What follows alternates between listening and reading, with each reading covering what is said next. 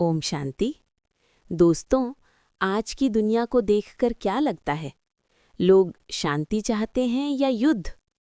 आज 16 फरवरी 2026 की मुरली में परमात्मा ने दुनिया की हालत का एक ऐसा चित्र या पिक्चर खींचा है जो हमें हैरान कर देगा।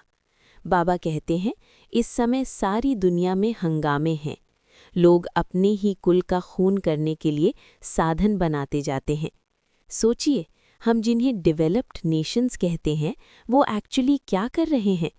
वो ऐसे बॉम्ब्स बना रहे हैं जो उनकी अपनी ही धरती, अपनी ही हवा और उनके अपने ही बच्चों को ख़त्म कर देंगे। बाबा इसे कहते हैं पत्थर बुद्धि, स्टोन इंटेलेक्ट। एक तरफ हम मार्स पर जाने की बात करते हैं और दूसरी तरफ हम धरती को कब्रिस्तान बना रहे हैं।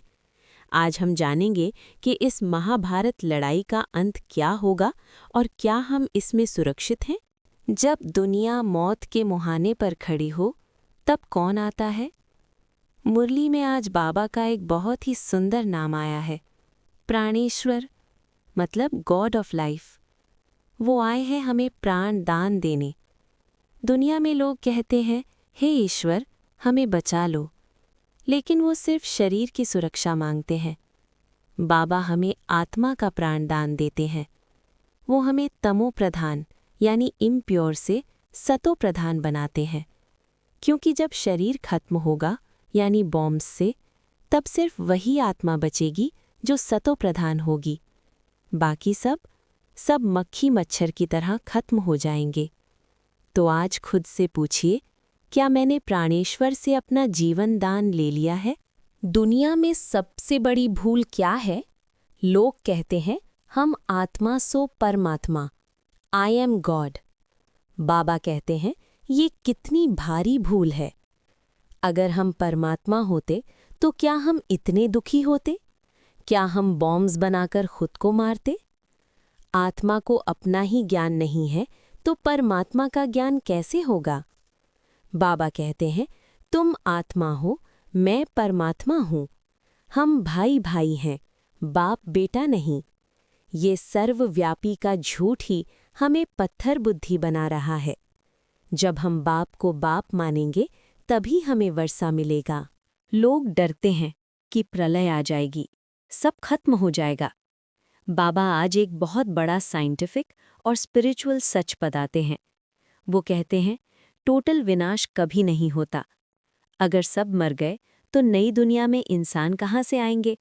क्या श्री कृष्ण समुद्र में पीपल के पत्ते पर अंगूठा चूसते हुए आएंगे? नहीं, ये सब शास्त्रों की गल्पोकथाएं हैं। सच्चाई ये है कि विनाश और स्थापना साथ साथ चलते हैं। पुरानी दुनिया यानी कलयुग खत्म होगी और नई दुनिया यानी सतयुग यहीं पर, इसी धरती पर शुरू होगी। हम कहीं और नहीं जा रहे, हम इस धरती को ही स्वर्ग बना रहे हैं। महाभारत में भीष्म पितामह को बाणों की शैया पर लेटाया गया था। बाबा कहते हैं, वो लोहे के बाण नहीं थे, वो ज्ञान के बाण थे। और मारने वाला कौन था? अर्जुन? नहीं। बाबा कहते हैं, तुम कुमारियां इन विद्वानों और भीष्म पितामह को ज्ञान बाण मारती हो। आज की दुनिया के जो बड़े बड़े साइंटिस्ट्स हैं, पॉलिटिशियंस हैं, रिलीजियस लीडर्स हैं, वो सब भीष्म पितामह हैं, अपने पुराने संस्कारों से बंधे हुए। उन्हें जगाने का काम कुमारीज का है। जब आप उन्हें बताएंगे कि भगवान आ गए हैं, तब उनका अहंकार टूटेगा। तो अपने तरकश में ज्ञान के तीर भर लीजिए। हम जब बीमार होते हैं, डॉक्टर के पास जाते हैं, लेकिन जब आत्मा बीमार होती है, तमो प्रधान बनती है, तो किसके पास जाएं? बाबा कहते हैं, मैं रूहानी सर्जन हूँ। मैं आत्मा को ज्ञान और योग का इंजेक्शन लगाता हूँ। ये इंजेक्शन मार्केट में नहीं मिलता। इसका फॉर्मूला है, मन मना भव, मेरे मन में समा जाओ। जितना हम बाबा को याद करते हैं, उतना हमारी आत्मा की बैटरी चार्ज होती है और पुराने पाप यानी जर्म्स मर जाते हैं। आज चेक करें, क्या आपने अपनी सुबह की डोज यानी मुरली और योग ली है? हमने पारसनाथ के मंदिर देखे हैं। लोग सोचते हैं पारसनाथ कोई देवता थे। बाबा कहते हैं, तुम बच्चे पारस बुद्धि बनकर पारसनाथ बनते हो। पारस वो पत्थर है जो लोहे को सोना बना देता है। आज हमारी बुद्धि पत्थर है, किसी का दुख नहीं समझती, सिर्फ अपना स्वार्थ देखती है। लेकिन बाबा का ज्ञान हमारी बुद्धि को पारस बना देता है। हम जहाँ जाते हैं लोगों का दुख दूर कर देते हैं। हमारी दृष्टि से लोहा यानी क्रोधी इंसान भी सोना यानी शांत बन जाता है। यही है असली पारसनाथ बनना। दुनिया के स्कूल्स में अगर बच्चा सो जाए तो टीचर गुस्सा करते हैं, लेकिन बाबा का स्कूल देखिए।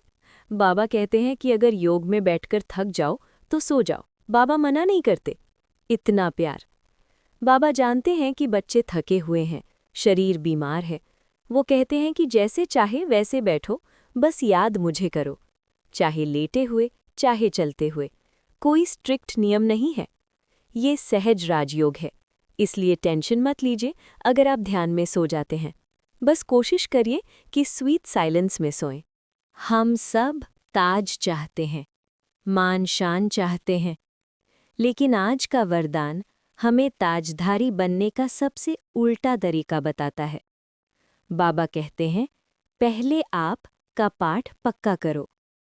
अगर आप कुर्सी के लिए लड़ेंगे तो कोई बैठने नहीं देगा, लेकिन अगर आप दूसरे को इज्जत देंगे, उन्हें सीट देंगे, तो वो खुद उठकर आपको बिठा देंगे। बाबा खुद को ओबीडिएंट सर्वेंट कहते हैं। भगवान होकर वो हमारे पांव धोते हैं, सेवा करते हैं, इसलिए वो सबसे ऊंचे हैं। अगर आपको बड़ा बनना है तो छोटा बनना सीखिए, यही चतुर्सुजन बनने का तरीका है। अंत में बाबा हमें संगठन का पावर याद दिलाते हैं। अभी हम अलग अलग फूल हैं, कोई गुलाब है, कोई चमेली है, लेकिन बाबा चाहते हैं गुलदस्ता। जब हम सब मिलकर एक मत होकर खुशबू फैलाएंगे, तब दुनिया कहेगी इनका माली कौन है। तब परमात्मा प्रत्यक्ष होंगे। तो आज से मैं को छोड़कर हम बन जाएं। एकता और विश्वास के साथ इस महाभारता लड़ाई के बीच शांति का गुलदस्ता बनाएं। ओम शांति।